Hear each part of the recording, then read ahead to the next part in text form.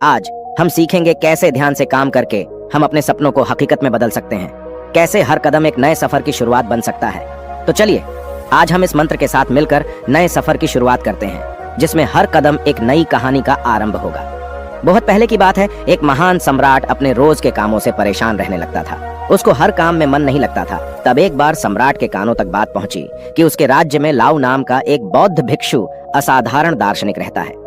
जब मंत्रियों ने बताया कि लाओ के एक एक शब्द में जीवन का सत्य छुपा है, उनके जैसा प्रबुद्ध व्यक्ति दूर दूर तक नहीं है, तब सम्राट ने सोचा कि एक बार चलकर देखते हैं कि लाओ झुंग कितना महान है। अगले दिन सम्राट लाओ से मिलने निकला। लाओ पहाड़ के पास एक छोटे से कस्बे में रहते थे। रास्ता बहुत लंबा था। बीच रास्ते में पता किया तो लोगों ने भी लाओ की तारीफ की। सम्राट ने सोचा कि सच में कोई बुद्धिमान, पढ़ा लिखा और प्रभावशाली व्यक्ति होगा। शाम को जब सम्राट लाओजू की झोपड़ी के बाहर पहुंचा तो एक मजदूर छोटी सी बगिया में काम कर रहा था। शरीर पर मिट्टी लगी थी, पैरों में चप्पल नहीं थी। सम्राट ने पूछा, अरे बागवान महोदय, लाओजू कहाँ है? मैं उनसे मिलना चाहता हूँ। बागवान ने कहा, श्रीमान आप अंदर बैठिए, मैं अभी लाओजू को बुलाता हूँ। सम्राट अंदर बैठकर प्रतीक्षा करने लगा। थोड़ी देर में लाओचू ने झोपड़ी में आकर नमस्कार किया। सम्राट ने हैरान होकर कहा, अरे आप तो वही बागवान हैं जो बाहर थे। लाओ ने कहा, कसूर माफ करें, मैं छोटा सा काम कर रहा था। मैं ही बागवान हूँ और मैं ही लाओचू हूँ। आप आने का कारण बताएं। सम्राट ने कहा, मैंने सुना है कि आप जैसा असाधारण व्यक्ति राज्य में दूसरा नहीं है, तो मैं आपसे मिलने चला आया। मैं आपसे आत्मज्ञान पर उपदेश चाहता हूँ, लेकिन मुझे माफ कीजिए। मैं देख रहा हूँ कि आपके पास न कोई किताब है, न कोई सीधी, न कोई कला के संकेत दिखते हैं, लेकिन फिर भी आप बहुत शांत दिख रहे हैं। क्या मुझे आप अपना सीक्रेट बता सकते हैं? लाओ ने कहा, सुबह का समय ठीक रहेगा, कल सूर्योदय होने से पहले आप मुझसे मिलिए। यह कहकर लाओ जू मौन हो गए। उस रात सम्राट को नींद नहीं आई। उसे कौतूहल था कि लाओ मुझे क्या बताने वाले हैं। अगले दिन सम्राट पहुंचे तो लाओ जू बगीचे में खड़े थे। लाओ ने कहा, सम्राट यहाँ आइए और इस जग से पौधे पर धीरे धीरे पानी डालो। ऐसा करते करते इन 15 पौधों पर पानी डालना, लेकिन पानी डालते समय तुम कुछ और मत करना, न कुछ और सोचना। अपना ध्यान पानी और पौधे पर बनाए रखना। अगर कोई आए तो रुक जाना और दोबारा पहले पौधे से पानी डालना।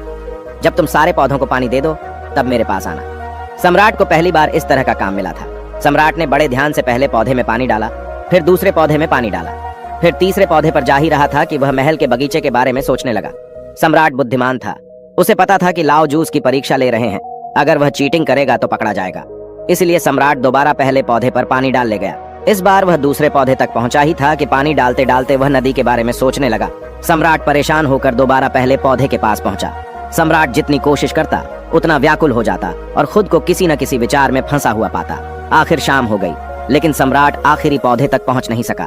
जब सम्राट थक कर बैठ गया तब लाओ ने कहा, सम्राट मैं तुम्हारी ईमानदारी से बहुत खुश हूँ, इसलिए सुनो, जब मन विचारों से खाली होता है तब उसमें मन का असली स्वरूप यानी साइलेंट अवेयरनेस प्रकट होती है।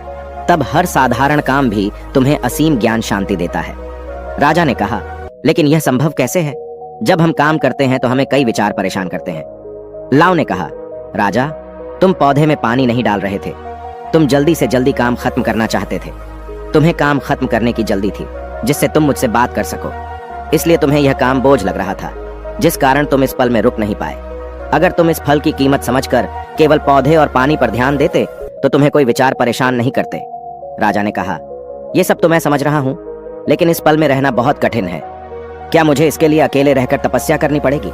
लाओ चू कहते हैं कि शांत मन तो पहले से ही मौजूद है, इसके लिए कहीं जंगल जाने की जरूरत नहीं है। सबसे पहले अपनी सांस पर ध्यान देना सीखो, तब आपको पता चलेगा कि शांति तो सांस के साथ ही बनी हुई है। उसके बाद काम करते करते सांस पर ध्यान बनाए रखो। आप बोलते चलते सोचते हुए भी अपनी सांस पर ध्यान दे सकते हो। जब आप ऐसा करते हो तो बिखरा हुआ मन सिमटने लगता है और एकाग्र यानी वन पॉइंटेड जाता है।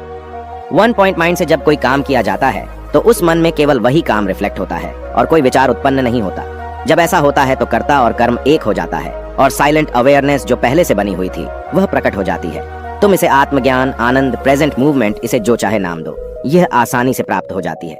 लाओ जो कहते हैं, जो मन मुश्किल को रजिस्ट नहीं करता, जो मन परेशानी से भागता नहीं है, केवल सचेत रहता है, वह मन हर परेशानी को पार कर जाता है। दोस्तों, कभी काम को बोझ मानकर जल्दी जल्दी खत्म करने की कोशिश मत करो, क्योंकि इससे तनाव पैदा होता है। आप यहाँ नहीं बल्कि कहीं और होना चाहते हो।